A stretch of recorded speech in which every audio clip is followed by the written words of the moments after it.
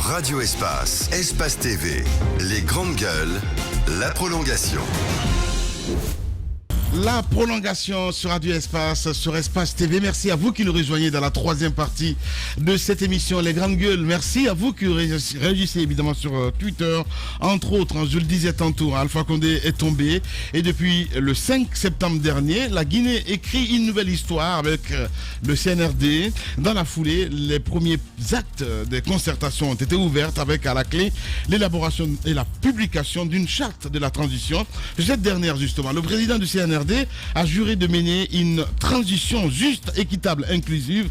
S'ensuit donc la nomination ces derniers jours d'un premier ministre, chef de gouvernement et de plusieurs autres dignitaires de l'État.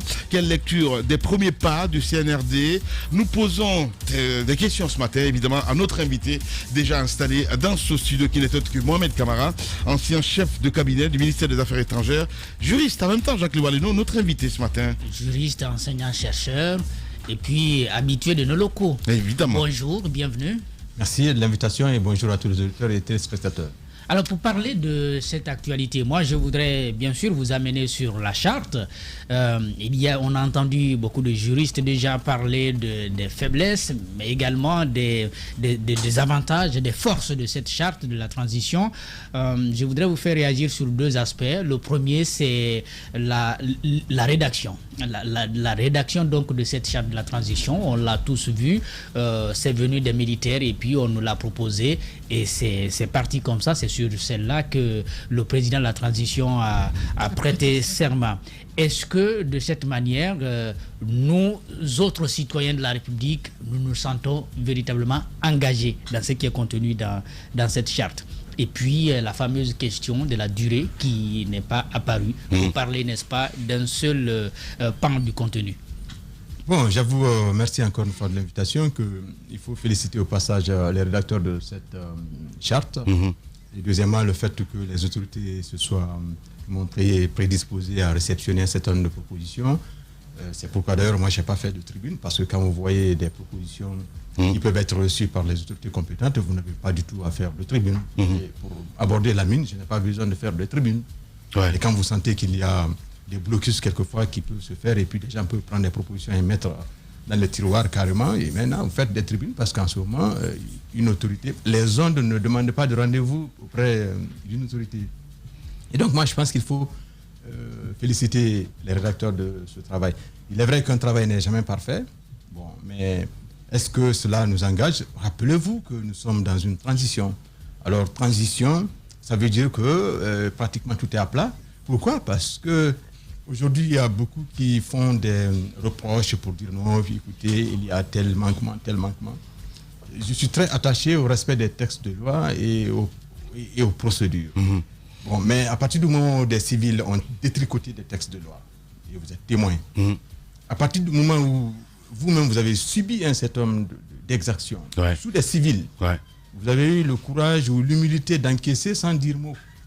Mais vers la fin, j'étais très surpris désagréablement avant-hier d'entendre qu'à partir du 9 septembre, par exemple, votre média devrait être fermé. Ça peut dire tout.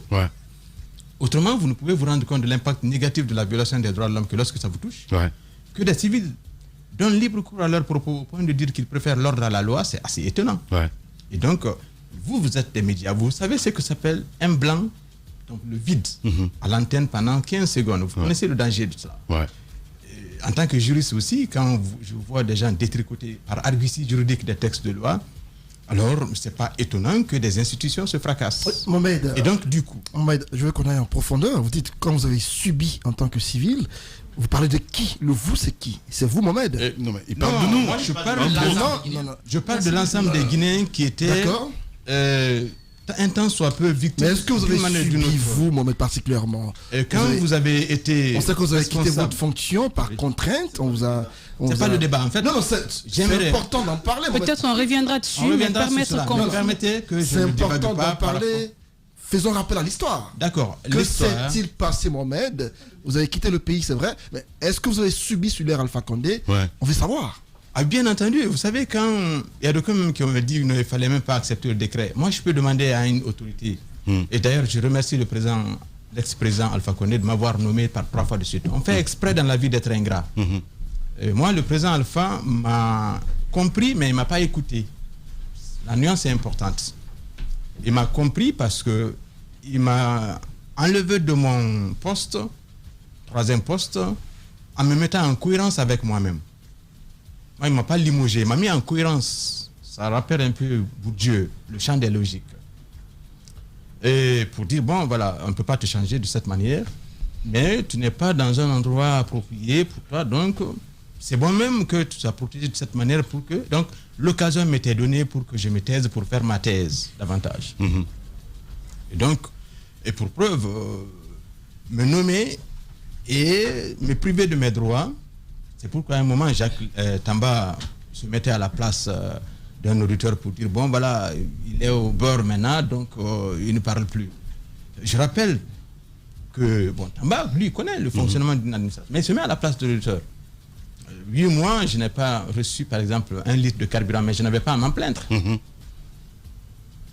Celui qui le dit, il est intellectuel. Mais ça veut dire que s'il devenait responsable des ressources humaines d'un personnel, c'est le calvaire pour le personnel. Ouais. Parce que votre question, c'est de demander est-ce qu'un cadre mérite les avantages dus à son rang? S'il y a manquement, détournement, c'est constitutif de faute de nature à justifier le prononcé d'une sanction pénale. Ouais. Mais Les grandes gueules. bonne foi ou de connaissance du fonctionnement de l'administration, pour peu que vous soyez directeur au ministère des Affaires étrangères, vous avez rang d'ambassadeur. C'est pourquoi vous avez un passeport diplomatique. Ok. Il faut que les gens sachent. Ouais. Qu'on me dise dans Donc, quel droit pays, de réserve. mais automatique, il y a des codes Ouais. au niveau de tout cela. Et puis quand vous êtes en responsabilité, en tout cas moi, quand je suis en responsabilité, je ne pose pas des actes de popularité ou de populisme, mais je pose des actes de responsabilité. Vous ne pouvez pas demander à une administration d'être neutre et inviter quelqu'un, par exemple, de prendre des positions données, mais ce débat en conseil. Ouais. Je rappelle un jour, là, c'était comme cela. Donc, le fait pour être de cette manière, c'est pourquoi je dis que l'ex-président Alpha Condé m'a compris en me démettant de mes fonctions, mais il ne m'a pas écouté comme il n'a pas écouté d'autres. Ok. Quand une autorité vous fait appel, comme le capitaine Dadis à un moment donné, vous savez, comme d'autres, c'est par marque de confiance. Et en retour, vous devrez faire preuve de sincérité. Non pas pour heurter l'autorité, mais Les grandes le gueules. consulter sur tel sujet. Mais à mon humble avis, voilà ce que ça peut donner, ce que ça n'est pas donné. Ce n'est pas tout un bon chemin. En clair, Mohamed. En clair, Vous êtes en train de dire ce matin que Alpha vous a consulté par rapport au troisième mandat. non, le président Alpha ne m'a pas consulté par rapport au troisième mandat. Par contre, d'autres personnes Mais sont pour la venues. Constitution, si. Pas du tout. Pour changer la Par contre- Constitution. Par contre, d'autres Vous avez personnes... dit qu'il ne vous a pas écouté. Sur quel sujet, sur quelle question? Non, quand c'est des questions liées à la question des mandats de plus ou les... Oui. les- Donc, troisième mandat. Oui, mais c'est ce que je dis. Ouais. Mais ça ne veut pas dire que l'on a eu un entretien à deux. Mais pour le Donc, ça changement veut dire les constitutionnel, tribunes. pour Ok. le changement constitutionnel, quand tribunes. le Ok. débat avait démarré, Mais c'est vous étiez intéressant ce qu'il encore dit. aux affaires. Mais bien entendu. Alors, est-ce qu'à cette époque, parce qu'on était en train de rassembler quand même des juristes, disons des grosses têtes, Oui. pour participer à la rédaction de ce document, vous n'avez pas été consulté? Non, pas du tout directement par lui, mais d'autres personnes, oui. Mais quand vous avez été aux affaires au niveau élevé, il y a des questions de responsabilité. Donc, la dignité de la fonction, je ne peux pas du tout parler de tous les éléments au niveau d'ici. Mais ce qui est important, c'est la cohérence et la logique avec soi-même. Ouais. Et la preuve, jusque-là, vous n'avez pas connaissance de rédacteur de cette constitution qui relaie de façon officielle. Parce que mal rédigé, déconsolidant, et puis endeuillant un certain nombre de familles. Ouais. Donc, quand c'est comme cela, quand une autorité vous fait appel, en retour de cette marque de confiance, vous devrez faire preuve de sincérité. Mais en quoi faisant? Sans heurter l'autorité, mais en trouvant des éléments de langage pour dire voilà que ça m'inspire. Mais si cela venait à vous heurter, je me confonds en excuses. De toutes les façons, ce n'est pas l'aspect juridique seulement qui compte. Il y a l'aspect économique, politique, social qui peut, en tout cas, être. Tous ces éléments-là peuvent être associés par une autorité compétente. Et maintenant, après, vous dites bon, si ça vous causait des ennuis, je me confonds en excuses, mais voilà ce que ça m'inspire. Voilà. Il y a Mohamed Camara, allez-y. Il y a Antoine quand même qui a réussi à nous éloigner de la première question Oui, qui tout à était fait. sur la charte et justement et ses implications, une charte qui ne détermine pas de durée et tout.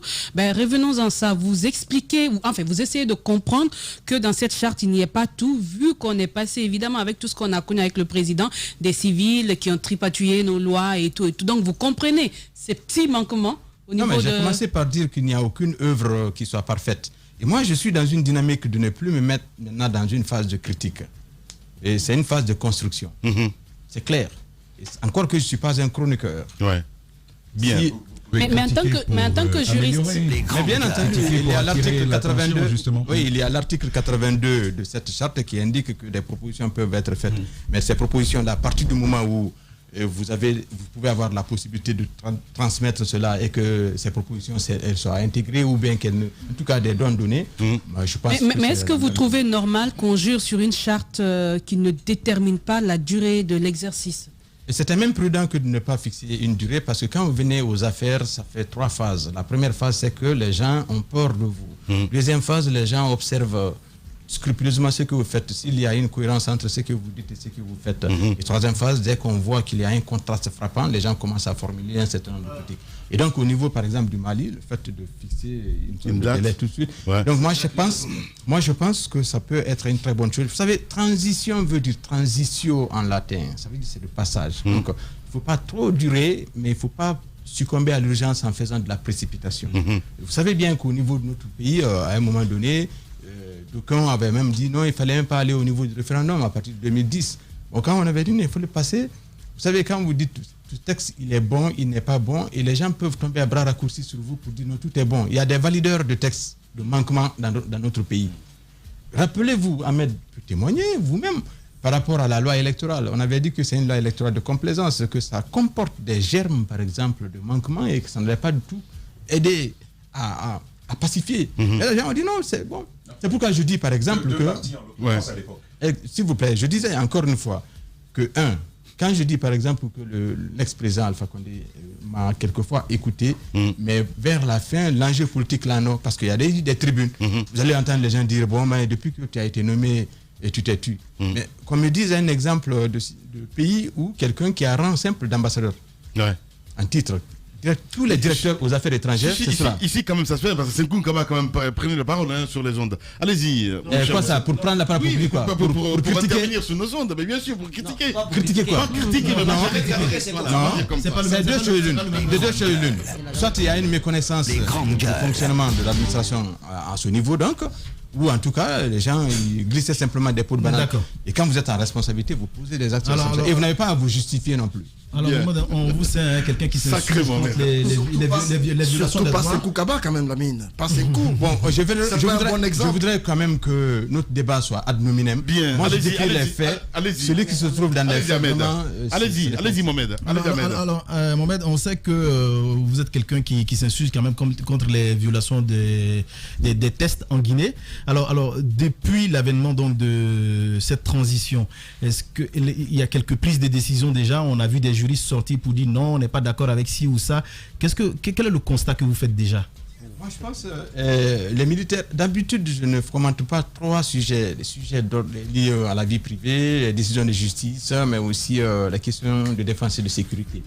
Et le problème, moi, je pars d'un principe. À partir du moment où des civils ont détricoté des textes de loi et préféré l'ordre à la loi, ça veut dire que vous prédestinez, en fait, vous vous situez à ce que l'ordre de plus fort s'impose à votre ordre, parce que le meilleur ordre découle du respect de la loi. C'est la garantie de tout le monde. Non mais Mohamed, vous ne pouvez je pas ne valide dire... pas non plus. Voilà, parce que cela, je vous attendais, parce que vous ne pouvez pas dire parce que les civils l'ont fait. Et puis maintenant, les décisions... Ne me faites pas dire ce que je n'ai pas dit. Je suis dans votre studio, ne me faites pas dire ce que je n'ai pas dit. J'ai dit, et j'ai été très clair. Je dis, ce n'est pas de nature à valider quoi que ce soit. Moi, par exemple, tout ce qui m'a été fait comme manquement, le fait de faire recours toujours à ce Voilà. qui a été mal fait par comme les vous expliquez. c'est comme si c'était une explication que vous vouliez donner. C'est pas une explication, c'est pas une justification, c'est une explication des conséquences. Un citoyen peut s'insurger contre un rédacteur d'une constitution qui a créé toute cette situation, mais le citoyen qui a lu des tribunes, qui est allé aux élections, a sa part de responsabilité. Parce que justement, vous avez pensé, vous avez cru. Donc ne vous en prenez pas Vous savez, c'est comme dans une situation donnée, chacun a une dose de criminalité. Un exemple typique comme vous. Maintenant, la question d'Ahmed, c'est par rapport aux décisions qui sont déjà prises par la junte. L'appréciation que vous en faites. Parce que si il va falloir toujours répartir. Je ne suis pas là pour apprécier les actions de la junte, c'est la construction. Quand je sens qu'il y a, par exemple, telle chose qui peut être améliorée, je fais des propositions concrètes. Et je ne suis pas décideur. Donc, pour l'instant, je ne m'en plains pas et tous les petits manquements qui peuvent être faits peuvent être corrigés en tant que tels et que les autorités actuelles ne s'inscrivent pas dans ce qui était fait par le passé. C'est-à-dire pas de rancœur, pas de vengeance. Vous savez, la vengeance entraîne toujours l'idée de reprise et ça crée des frustrations. Mais cela ne veut pas dire qu'il y ait, par exemple, de l'impunité. Moi, je peux pardonner de façon volontaire, mais je ne peux pas parler au nom de toutes les personnes. C'est clair. Donc, quand vous prenez la charte de la transition, le fait que les gens travaillent là-dessus, et le fait qu'il y ait, par exemple, une question de prestation de serment. Vous savez, en période de transition, il y a aussi un droit qui s'applique. Ce droit de la transition-là s'enrichit aussi parce qu'il y a des jurisprudences qui s'expliquent. Au cas du Mali, où il y a eu une sorte de prestation. Donc, c'est un peu cela. Alors, quand les textes sont visés de cette manière, et c'est pourquoi toutes les personnes ont intérêt à ce que cette transition-là réussisse. Pourquoi ? Vous allez dire que vous ne voulez pas être de l'administration. Tant mieux, grand bien vous fasse. Vous créez votre entreprise à la manière dont la mine a fait. Et puis, 7 jours, le lendemain, un agent des impôts vient vous mettre la clé sur le paillasson pour vous dire de payer tel. C'est pourquoi le respect des textes de loi au niveau d'un pays, c'est un peu c'est le gage de sécurité pour tout le monde. Donc, quand cette transition-là est réussie, ça veut dire que les fondamentaux peuvent être bâtis. Et donc, les initiatives personnelles qui peuvent être prises après cette transition peuvent se faire de façon rassurante. Mais quand c'est galvaudé, le plus souvent, les initiatives peuvent être chancelantes à l'avenir. Bien. Allez-y, Moussa Moïsila. Une transition, comme vous l'avez dit, c'est le passage d'un point A à un point B. Et donc, c'est une période utilisée souvent pour faire une sorte de refondation. Orienter un peu bien la direction que l'on doit prendre. 2 questions. La première, c'est au sujet de notre diplomatie. Vous avez été là-bas, vous y avez travaillé. À l'époque, on a entendu plein de choses, mais on comprenait, moi je comprenais bien le droit de réserve sur certains sujets, mais notre diplomatie, quel constat vous en faites, surtout à l'international? Parce que j'ai approché certains ambassadeurs, ce sont souvent des prestataires de services dans les pays où ils sont affectés. Certains attendent juste le transfert des salaires, le travail qui doit être fait en termes de respectabilité de l'image même du pays qu'il représente, de défense des intérêts du pays qu'il représente, ça ne se fait pas. À mon avis, c'est le constat que j'ai pu faire dans certains pays que j'ai pu visiter. Alors, est-ce que vous avez fait le même constat lorsque vous travaillez au niveau du ministère des Affaires étrangères? Ça, c'est la première question. La deuxième, c'est au sujet de vous-même. Avez-vous fini complètement là-bas, de l'autre côté, à dévorer les livres et à apprendre? Est-ce que vous êtes disposé aujourd'hui, puisque la junte dit vouloir travailler avec vraiment toutes les composantes sociales en termes de talent, de compétences, de crème. Est-ce que Mohamed Camara est prêt, si la possibilité lui était offerte, à travailler pour la nation guinéenne? Merci beaucoup. Pour la première question, je ne vais pas m'étaler de trop sur les questions diplomatiques. Il y a toujours des codes diplomatiques. Ce n'est pas pour vous satisfaire que je vais essayer d'expliquer beaucoup de situations ici. Et vous savez, j'assume. Même quand c'est pourri? Il y a eu les États généraux, il y a eu comment je vais appeler cela, la conférence diplomatique sous l'ex-président Alpha Condé. Ça, c'est à son actif. Tout a été épluché, des diplomates qui ont blanchi sous le harnais, plus expérimentés que moi, qui ont travaillé, et d'autres, des bassins de compétences internes et externes. C'est le lieu de saluer tous ces bassins de compétences. Moi, j'étais chef de cabinet à l'époque, donc c'est une petite question de coordination simplement, ce qui a été fait de mon côté. Donc, le mérite revient à ces personnes, sous le contrôle desquelles je parle. Donc, je pense que vous pouvez vous fier sur le constat qui a été dressé et la mise en application. Et c'est pourquoi une invite doit être faite au niveau des nouvelles autorités compétentes pour mettre ce plan d'action opérationnel en place, de manière à ce que la diplomatie puisse aller au-delà de ce qui est fait présentement, qu'il y ait l'endossement, donc la question de la protection de nos compatriotes, mais aussi toutes les questions afférentes à la question diplomatique. À la matière, je pense qu'il faut mettre les moyens, les ressources matérielles, les ressources financières et les ressources matérielles, je veux dire, toutes les ressources idoines à cet effet. Maintenant, pour votre deuxième question, oui, je suis en 5e année de thèse. j'étais allé pour faire 1 mois, mais après, l'occasion m'était donnée pour que je me taise davantage pour faire ma thèse, parce que la voix était inaudible avec les deux camps qui étaient dans une forme d'extrémisme. Il n'y avait même pas de troisième voix. Les membres du FNDC ne voulaient pas du tout entendre parler, par exemple, de référendum, alors qu'un référendum était possible pour améliorer le contenu, par exemple, de la Constitution qui a été mise de côté, alors que le pouvoir aussi avait simplement l'intention de parler de référendum, non pas en termes de révision, quand bien même les propositions qui ont été faites qui étaient amendées là-dedans pouvaient faire l'objet d'une simple révision, mais au lieu d'aller vers un changement, avec des institutions qui devraient trancher, mais bon, voilà, chacun a joué son rôle comme il l'a pu. Et donc, face à cela, je pense que c'est important d'aller, donc, de se consacrer. Quand vous sentez, vous avez été 10 heures, les gens, ils ne vous écoutent pas, il faut vous montrer taiseux. C'est extrêmement important. Sinon, vous êtes dans une société, il faut faire preuve d'humilité. Et quand des gens vont jusqu'à dire, ah mais tu penses que tu es le seul à connaître les textes de loi, alors que j'ai mes propres profs ici, là. Donc, quand vous avez participé à la formation, par exemple, de 20 promotions à l'université, vous avez été à la formation, y compris de la formation, je dis quoi ça, la formation des menuisiers, hein, et aussi, pas l'auto-emploi, c'est-à-dire que les métiers, c'est-à-dire vous formez ces personnes-là dans le cadre de la connaissance de leur plan d'action opérationnel.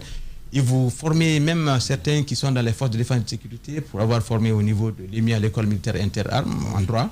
Donc, quand c'est comme cela, vous avez joué un peu votre partition. Et n'en étant pas cela. Et donc, le fait d'avoir validé, de finir avec les exigences académiques, je ne vais pas succomber à l'urgence. Maintenant, c'est la finalisation de la rédaction. Et puis, le moment où je vais être prêt, et puis une fois que le jury va être disposé pour dire est-ce que c'est soutenable ou pas, et puis alors, je vais aller en ce moment et demander la permission. Et donc, la question sous-jacente de votre, et qui est à la base de votre interrogation, est-ce que je suis disposé à travailler pour mon pays? Le pays qui a contribué à ma formation, de l'école primaire publique à l'université, au Frères de la République, le pays qui a chèrement financé ma formation à l'École nationale d'administration de Québec sur l'ingénieur de la formation pour venir former les gens au niveau de l'École nationale d'administration. Les gens ont mis les bâtons d'erreur pour que cette école ne fonctionne pas avec la vitesse de croisière qu'il faut. Et le fait de passer par les services de l'État pour bénéficier d'une bourse, aller en formation en Suisse sur la construction d'un État en crise, la somme de tout cela, je n'ai pas à demander la permission à quelqu'un pour venir aider mon pays. Ce n'est même pas une question qu'on doit me poser. Et d'autres d'ailleurs me posent la question, et le séjour? Moi, je ne suis pas en séjour dans mon pays. Je suis de retour dans mon pays. Bien. C'est aussi clair que cela. Donc, quand les autorités me mettront à un endroit donné, je vais assumer, mais avec toute la sincérité requise et le respect dû à leur rang. Et je contribuerai avec l'esprit d'équipe, mais avec ma capacité contributive, avec un management, avec toute l'équipe nécessaire, parce qu'une personne seule ne peut absolument pas. Bien. Allez, ça ne reste pas beaucoup de temps. Allez-y. C'est clair que dans ce pays, c'est aussi vous qu'on a. Quand je dis vous, je veux dire les hommes de droit, parce que quand l'un dit non, c'est blanc, l'autre dit c'est rouge. Alors, on accuse en général les hommes de droit dans ce pays. On a vu un peu les manquements, même dans certaines prises de décision. Aujourd'hui, c'est quand même une corporation qui n'a pas aidé dans la consolidation d'un état de droit aujourd'hui. Votre constat, il est vrai, mais il est un peu généralisant. C'est-à-dire que quand il est généralisant de cette manière, vous savez, les gens ont pris l'habitude de dire le Guinéen est ceci, le Guinéen est cela. Non, il faut dire certains sont comme ceci, certains sont comme cela. Le français est très riche pour cela, pour dire beaucoup, peu, c'est pas tout le monde. En fait, vous pouvez témoigner pour avoir été animateur de l'émission Politiquement Correct. Et même dans votre média ici, là, attention, à votre média, moi j'ai subi beaucoup de censure ici, pas sous la mine ou d'autres, parce qu'il y avait des émissions qui étaient commandées pour dire, bon voilà, c'est qu'il dit, dites, Moussa Moïse peut comprendre ce que ça veut dire. Non, mais je comprends pas. Quand vous dites subir... Ah oui, oui, je le dis, hein. Ah non, non, non. Attention. Je parle, j'ai été très clair. J'ai été très clair. C'est les grandes gueules. C'est les grandes gueules, mais j'ai été très clair. Allez-y. Vous n'avez pas été clair. Vous voulez... On va l'écouter. Écoutez, je n'ai pas dit que la mine m'a censuré. Voilà, qui vous a censuré? Voilà. Dans les émissions, on me demandait par exemple, en m'invitant, quand vous m'invitez, pendant que j'explique un certain nombre de sujets, après vous appelez d'autres personnes pour vous montrer en disant validateur. C'est clair. J'ai pas compris. Vous avez bien compris. En fait, ce qu'il essaye de dire, Vous avez bien compris. on l'invite et puis on appelle quelqu'un qui va dire. C'est pas la question de la contradiction. Contrairement. Quand vous invitez, me laissez terminer. Les grandes gueules. Vous savez, la chance que j'ai, c'est que même quand Lamine m'a dit il faut que je te paye, je dis Lamine, tu as accepté de revenir au pays pour investir. Je ne prendrai pas un centime. C'est pour t'aider. Quand vous invitez des personnes, vous devrez dire sur quel sujet vous travaillez. Oui. L'invité n'a pas à être surpris par d'autres intrus. Oui, Non, pour ça mettre... dépend, ça dépend de l'évolution. Là, vous nous dites autre chose. Parce que si c'est la contradiction, c'est pas la ça, question. vous devez l'accepter. Non, Ah je oui. n'ai pas. Un universitaire ne peut jamais s'opposer à la contradiction. Sinon, vous perdez le caractère. Non, Antoine. Ça, c'est des épiphénomènes. Hein. On va relever le niveau de débat. Je veux bien, je veux bien. Non, Vous allez mais- le- non, il parle d'espace. Vous allez le relever. Attends. Vous connaissez la Guinée. Vous connaissez l'opinion. Vous savez comment les gens fonctionnent. Quand on parle de censure, et ce que vous décrivez, ce n'est pas de la censure. Non, ce n'est pas de censure. Parce que Dans vous ce avez parlé cadre-là. de censure. Non, Et non, c'est non. important que nos auditeurs Ça, ce comprennent n'est pas de la qui est en train censure. de Les dire. grandes gueules. On équilibre nos émissions politiques. C'est vrai que vous avez le droit de savoir. Et ça, je vous C'est le de cela que je concède. parle. Vous avez le droit de savoir qui J'ai sera droit- sur le plateau avec vous. C'est je vous dis. légitime, c'est absolu. C'est ce que je vous dis. Maintenant, Je il ne faut vous ai pas dit que vous-même, vous m'avez censuré. maintenant de le vous ai dit- présenter. Moi, je vous ai écouté, j'ai compris. Voilà, Et donc, vous ce que je voulais ajouter, Vous voulez aller plus loin, mais je vous dis, Non. c'est bon que l'on avance. je veux, oui, Vous on savez, va même avancer. sur votre plateau- Et on avance avec cette phrase. Et Même les votre gars, plateau- vous me laissez dire, Voilà. et ensuite on va avancer. cela. Et Je, faut qu'on je dis encore une fois, c'est quand nous prenons des invités, ils ont le droit de savoir, et ça il a raison, ils ont le droit de savoir. Maintenant, de là à dire qu'il a été surpris par un invité sur le plateau, ceci pour, je sais pas, faire plaisir à un autre, gueules. ça encore les auditeurs doivent savoir qu'il n'en est rien. Bien. Je voulais le préciser. Moi, message j'en est ai passé. été victime que je vienne, on me demande, voilà, qui vont être à l'émission. C'est aussi clair que cela. Voilà On parle de quel sujet? Voilà qui a compris. Mohamed, On remonte le niveau de débat. On va évoluer. Mais à mon avis, à mon avis, cette précision, De la censure. ce Allez-y. n'était pas la peine de la rappeler parce que elle n'a pas sa place dans cette émission. Ce qu'il faut dire, Mohamed, je veux qu'on évolue un peu. Parlons de la justice. Récemment, nous avons diffusé un élément sonore dans ce studio du procureur Sidi Suleiman qui a fait du bruit. Vous êtes homme de droit, vous êtes assermenté, bon, pas assermenté parce que vous n'avez pas prêté serment, mais dites-nous clairement, qu'est-ce que vous avez pensé de cette sortie de Sidi Suleiman et surtout de cette rencontre entre les magistrats et le CNRD au cours de laquelle ils ont fait l'homme mea culpa en disant qu'au temps d'Alpha Condé, on n'était pas libre, on n'était pas indépendant, on nous disait de faire ce que nous faisions à l'époque. Votre réaction? Je n'ai pas suivi le son, pour être honnête, mais le témoignage des magistrats devant les nouvelles autorités, ça m'a quand même un peu écœuré. Et c'est pourquoi je parle de la question de sincérité. Beaucoup disent aujourd'hui que l'ex-président Alpha n'écoutait pas, et ainsi de suite. Et moi, par 2 à 3 fois de suite, il écoutait sur des sujets techniques. Un exemple typique, c'était la reprise du serment. J'ai vu sur la même question, Stamba et Ahmed parlaient tout de suite là juste. Il a fallu faire une simple tribune pour dire qu'il y a 4 mots qui sont importants, qui devraient être repris. Vous avez vu d'autres personnes dire non, que c'est absolument rien ça. Vous avez vu, c'est de cela que je parle. Quand La contradiction. Non, pas la contradiction. Non, pas la contradiction. Les grandes Je parle gueules. de la reprise. C'est-à-dire que quand vous dites telle loi n'est pas bonne, et puis d'autres disent bon, non, c'est tout à fait, tout est nickel, mais ça devient grave. Voyez-vous? Et donc, pour la question des magistrats, moi j'estime que le fait de parler de cette manière, c'est très vite de se dédouaner parce que vous n'avez même pas, vous, presque aussi, à célébrer un magistrat d'avoir dit le droit. Parce que c'est lui la bouche du droit. Voilà. Bien. Mohamed Kamara, notre invité. Dernière question. Voilà, Mohamed, on a tous droit à la liberté. On a le professeur Alpha Condé aujourd'hui qui se trouve à un endroit dont on ne sait pas du tout, ancien chef de l'État. Aujourd'hui, par rapport au droit, qu'est-ce qu'on peut dire? Je ne me prononce pas sur cette question qui est à l'étude au niveau des autorités. Trop prudent. C'est une patate chaude. Ce Mohamed. n'est pas une patate chaude, mais elle est très correcte comme réponse. Oui, Lamine, c'est ça. Le dit et le non dit, vous comprenez, je comprends. Allez. Merci beaucoup en tout cas, Mohamed, d'être passé ce matin. Non, c'est un devoir. Et donc, encore une fois, d'inviter les uns et les autres justement à apporter leur contribution. Et puis vous aussi à rester à cheval sur les principes de cette manière.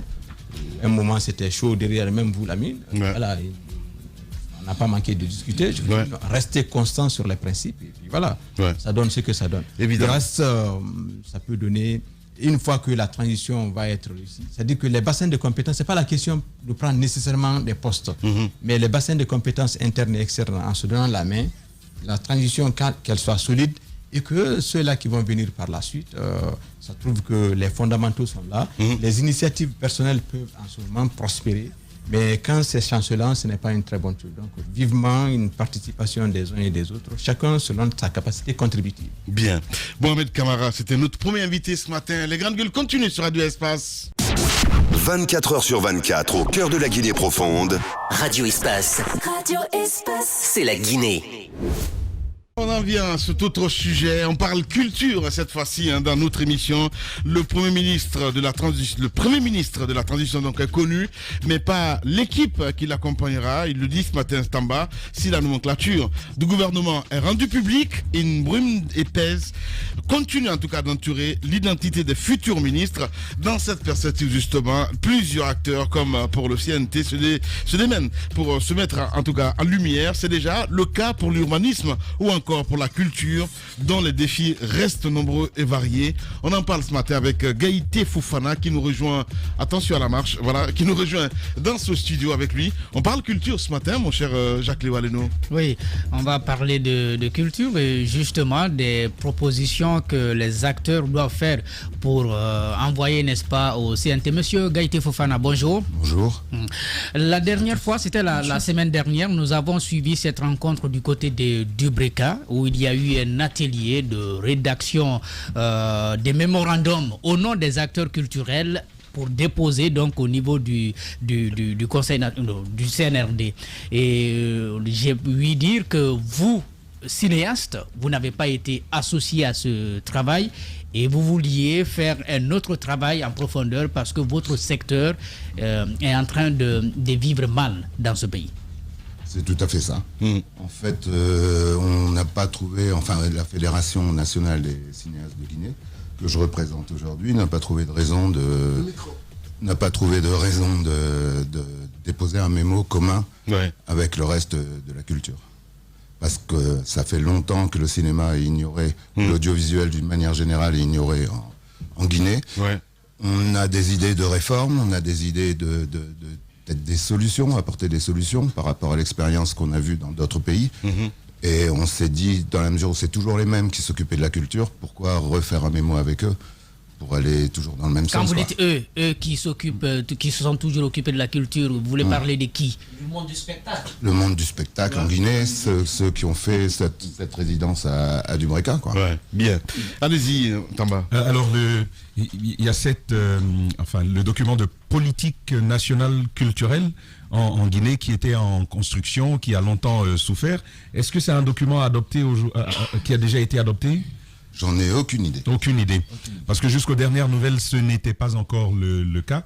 Et si l'on vous demandait de nous parler de défis aujourd'hui, vous par exemple vous êtes cinéaste, votre filmographie, je crois qu'il y a jusqu'à 3 films que vous avez, dont vous êtes auteur.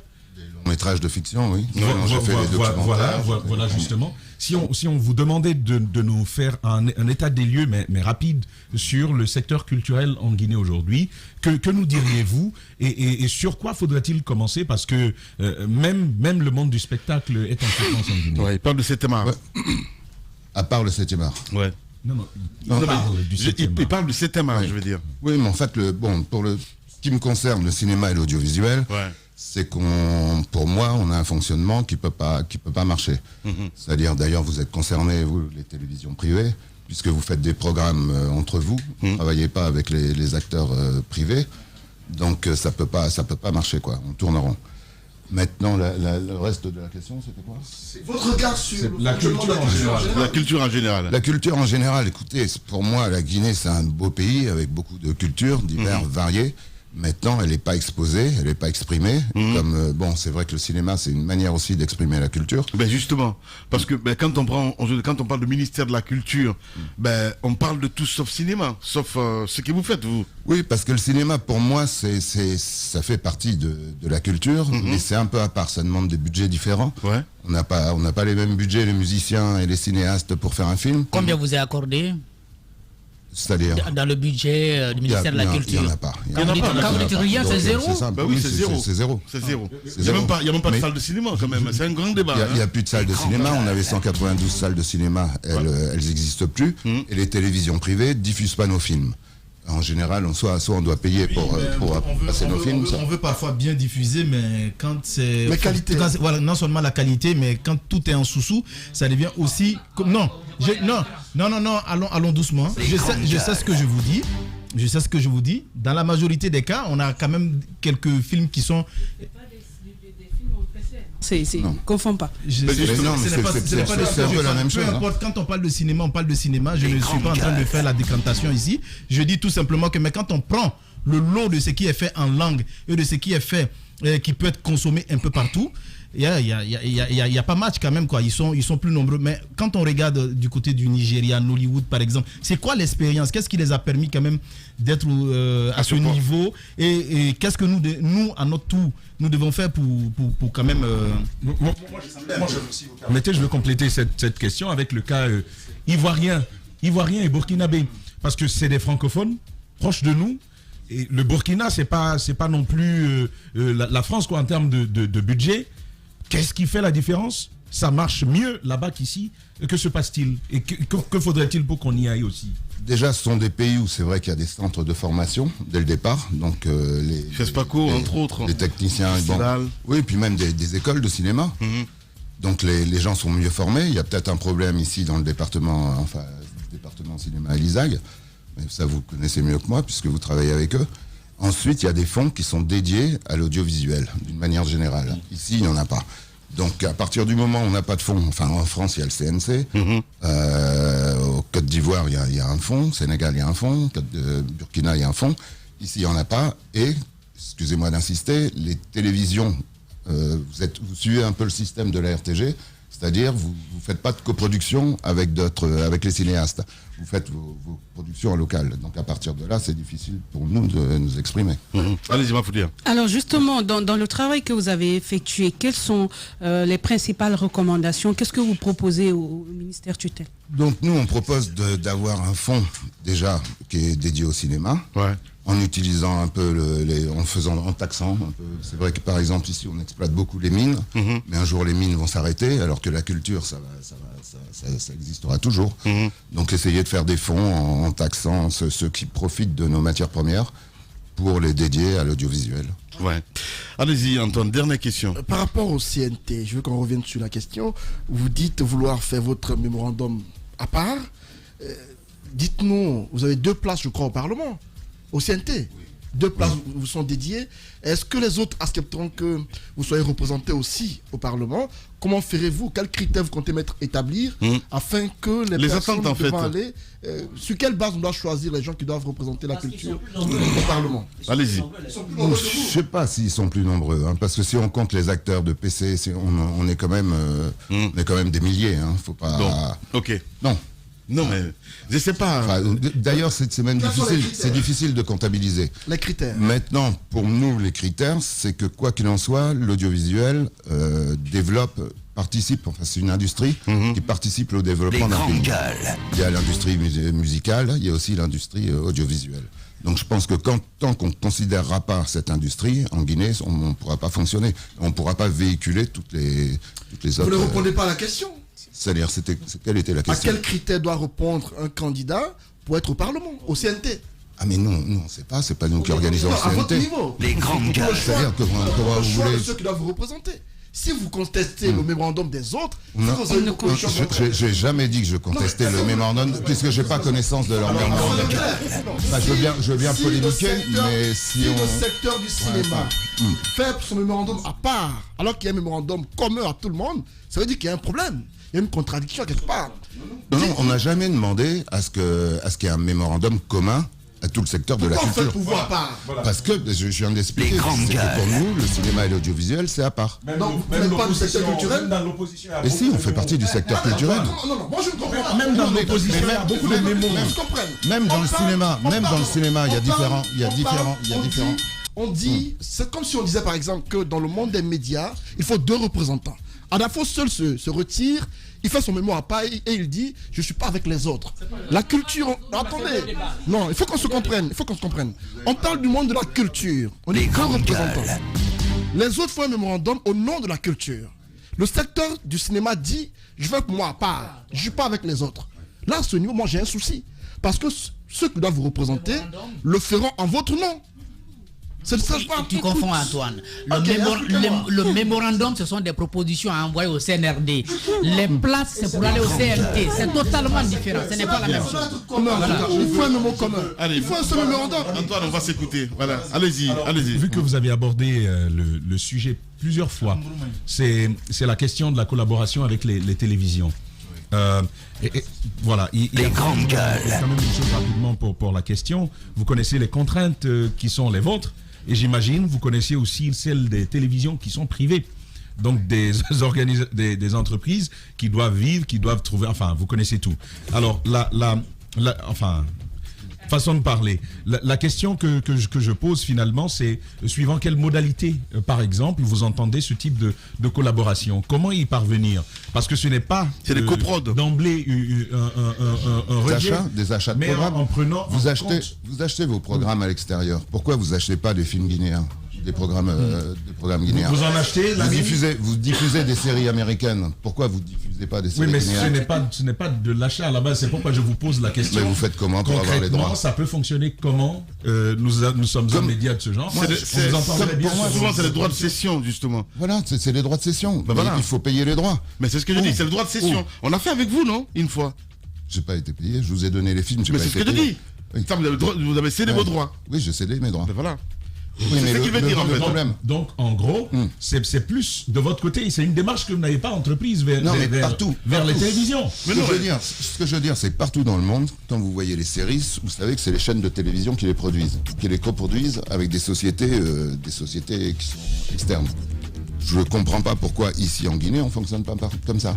Il n'y a que comme ça que ça peut fonctionner. Et si on continue à fonctionner, nous on nous dit souvent pourquoi on ne fait pas des séries sénégalaises.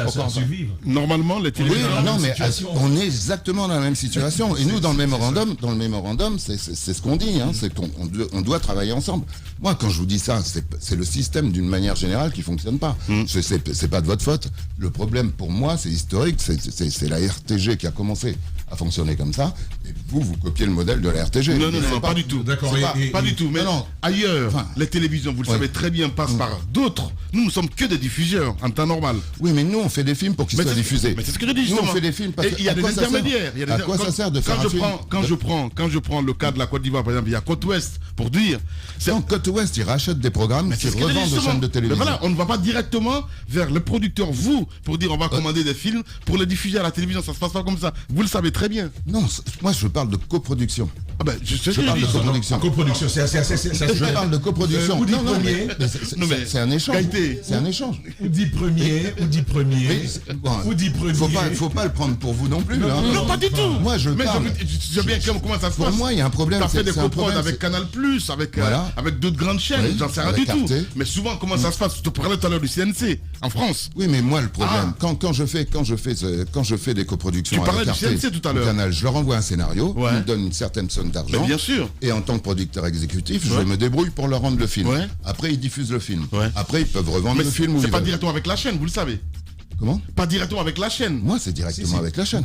Quand je fais un film avec Arte, c'est directement avec la chaîne. Ce qu'il faut quand même dire, c'est trouver des modalités qui correspondent à nous, à nos conditions aussi, parce que nous avons aussi des difficultés financières. Maintenant, je pense qu'on va terminer avec. On est tous dans le même. Voilà, on va terminer avec Oudi Premier. C'est pas une manière de. Je suis pas venu pour vous attaquer. Non, j'ai pas d'accord. Gaïté. Eh ben voilà, c'est notre volcan en fait. C'est incroyable. Comment? Vas-y, c'est notre volcan.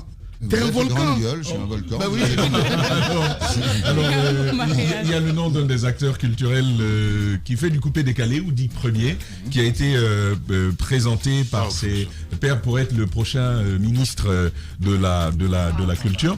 Qu'est-ce que vous en pensez? Est-ce que ce serait un bon représentant pour le domaine de la culture? Personnellement, je ne connais pas Oudi Premier. Merci. Et je ne connais pas son programme. Voilà. Et je ne suis pas Premier ministre, donc je ne peux pas vous répondre à cette question. Merci beaucoup en tout cas Gaëté d'être passé ce matin chez nous. Merci beaucoup. Voilà. Merci à vous. Merci à vous tous à l'international. Terminé, nos excuses. Voilà, certainement, dans nos éditions d'information, ce autre sujet sera développé, pourquoi pas. On parle de Namfo Ismaïla Diaby. Voilà, ce sujet, on n'a pas pu évoquer ce matin. Donc, certainement, ça serait dans nos prochaines éditions d'information. Grand merci à vous tous, à Cabinet Condé, à la réalisation côté télé, à Mafata Sano, à Alassane Diallo, Papoutou, l'homme de nuit. Merci à Amadou Sow, ici à la radio. Dans un instant sur Radio Espace, vous avez rendez-vous avec la rédaction, les infos et sur Espace TV. Si vous regardez cette émission la nuit, les infos reviennent de 19h45 avec la rédaction. Prenez soin de vous, à demain, au revoir.